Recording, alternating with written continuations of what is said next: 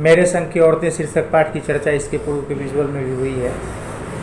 तो एक बार आपकी जानकारी के लिए पुनः बता देते हैं कि यह पाठ मृदुला गर्ग के द्वारा रचित है। अपने पूर्व के विजुअल में हमने आपको लेखिका की नानी, लेखिका की माँ तथा उनकी परदादी के संबंध में बताया था। अपने इस विजुअल में हम लोग चर्चा करेंगे लेखिका के बहनों की। तो लेखिका 4 बहनें थीं।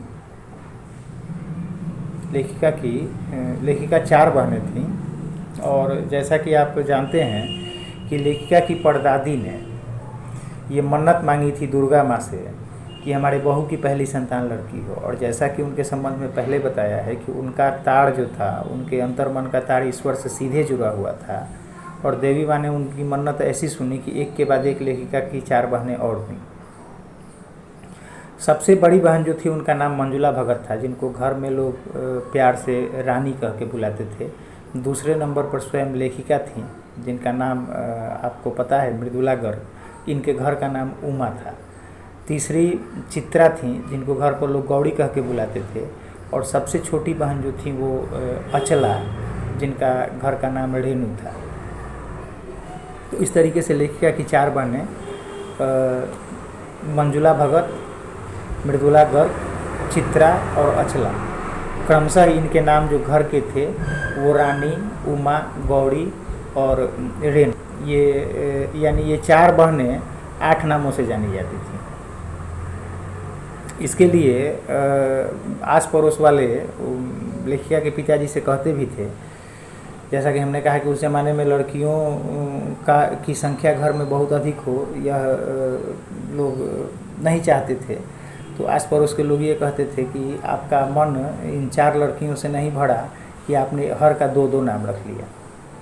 तो खैर एक इनका भाई भी था जिसका नाम राजीव था। लेखिका की 3 बहनें यानी मंजुला भगत, मृदुला गर्ग और चित्रा, ये लोग हिंदी लेखन करते थे। भाई जो थे राजीव वो भी हिंदी लेखन से जुड़े हुए थे। और एक अकेले अचला थी यानी रेणु, जो कि अंग्रेजी लिखा करती थी। रेणु का स्वभाव बड़ा ही विचित्र था। वह दबंग तथा स्वायत्त स्वभाव वाली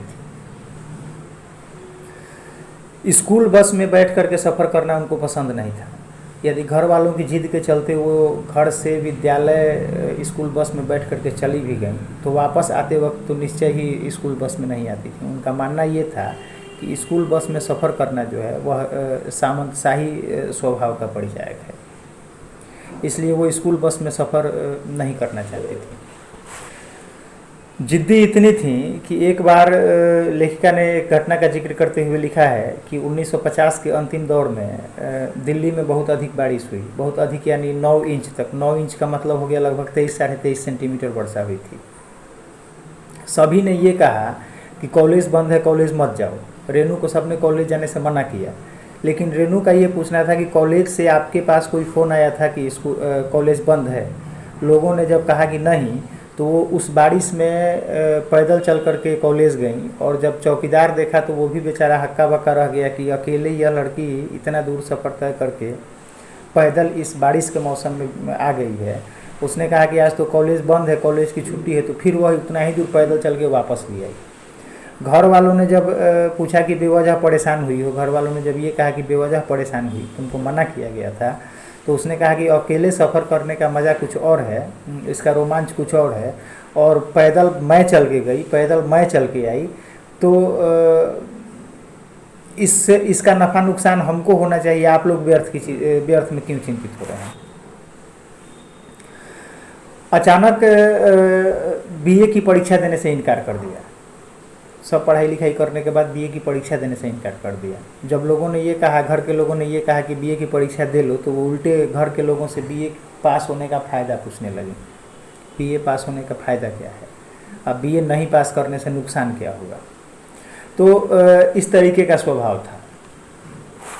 चित्रा जो थी इनकी, यानी 3 नंबर की जो बहन थी चित्रा यानी गौड़ी, उनका स्वभाव भी दबंग वाला था।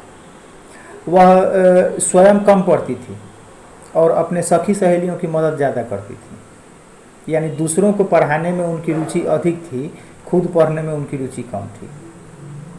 और यही कारण था कि जब भी परीक्षा होता तो इनके शिष्यों के नंबर, यानी जिनको ये बताती थी, सिखाती थी, पढ़ाती थी, उनके नंबर हमेशा इनसे ज़्यादा आ जाते थे।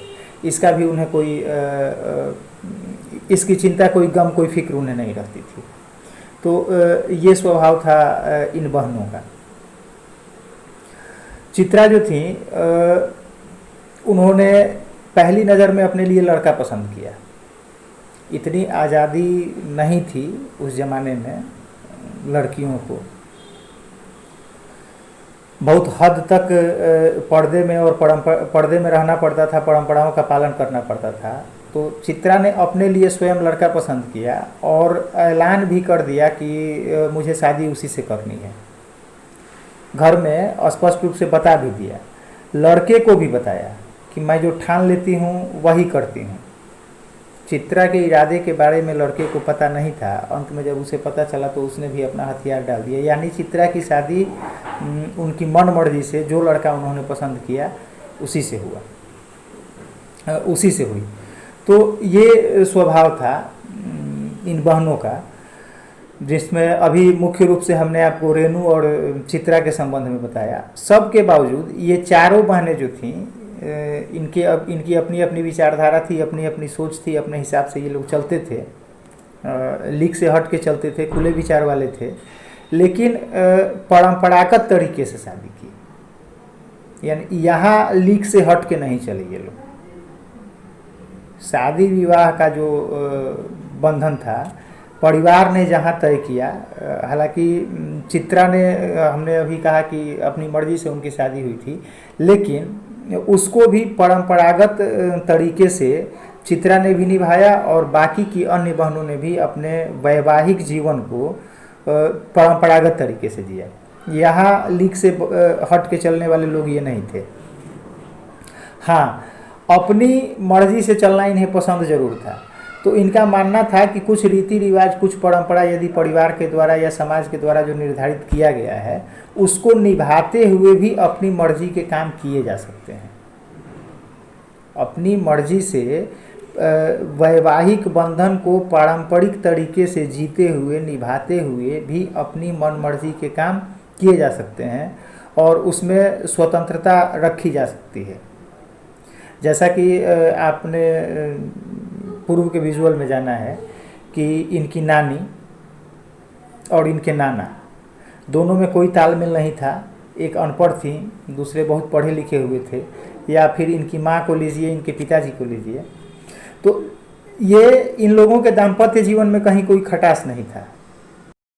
इनकी अपनी अपनी निजता थी, अपनी अपनी विचारधारा थी, अपने अपने अपने हिसाब से लोग जीते थे, लेकिन दाम्पत्य जीवन में एक दूसरे के ऊपर अपनी विचारधारा थोपा नहीं जाता था, नहीं थोपते थे ये लोग। तो उसी चीज़ को इन लोगों ने यहाँ भी निभाया, अपने दाम्पत्य जीवन में भी, अपने वैवाहिक जीवन में भी उसी चीज़ को, यानी अपने नानी और माँ की परंपरा का निर्वाह किया। हालांकि खुले विचार से इन लोगों ने अपना जीवन जिया, लीक से हट के चली, लेकिन यहाँ ये लोग परंपरा को मानने वाले दिखते हैं। तो यहाँ इससे एक चीज़ समझ लेनी चाहिए आज की नई पीढ़ी को, आज की युवा पीढ़ी को, जो इस चीज़ को मानते हैं कि नहीं, हमको हमारे फैसले लेने का अधिकार है और हम अपनी मर्ज़ी से अपना फैसला ले सकते हैं, तो ठीक है, लेकिन पूर्णतः सामाजिक परंपरा को नकार देना, पूर्णतः सामाजिक बंधनों को तोड़ देना कहीं से जायज़ नहीं है और इसका नुकसान कभी न कभी, कहीं न कहीं मनुष्य के जीवन पर पड़ता है, इस उठाना पड़ता है। तो सब खुलेपन के बावजूद हमारे समाज ने जो नियम रीति रिवाज निर्धारित किए हैं उनको भी देखना चाहिए, उनको भी मानना चाहिए। और जहाँ परंपरा दमघोटू साबित हो, तो आपने एक कविता है कन्यादान, कन्यादान जब आप पढ़ेंगे तो, हालांकि संभवतः इस बार सिलेबस से हटा दिया गया है उसको। कन्यादान कविता में एक पंक्ति है कि लड़की होना पर लड़की जैसा दिखाई मत देना। तो जहाँ भी परंपरा लगे कि दम घोंटने वाली है, वहाँ उसे तोड़ दीजिए, उससे हट के चलिए।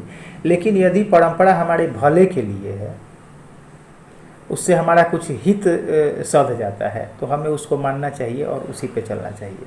आपने देखा कि लेखिका की 4 बहनें, चारों की अलग अलग विचारधारा है, अलग अलग मानसिकता है, अलग अलग सोच है, लेकिन बावजूद इसके उन्होंने परंपरागत तरीके से शादी विवाह किया और उसी तरीके से अपने वैवाहिक जीवन को निभाया।